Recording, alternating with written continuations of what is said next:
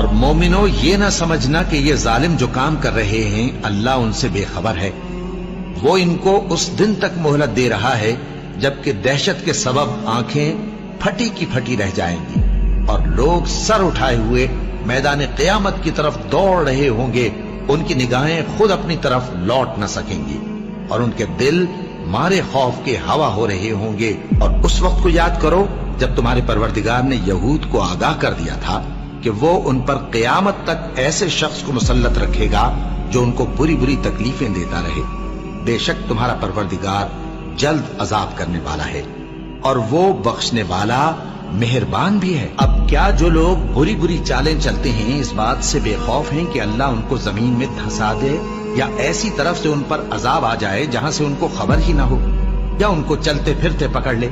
تو وہ اللہ کو عاجز نہیں کر سکتے، یا جب ان کو عذاب کا ڈر پیدا ہو گیا ہو تو ان کو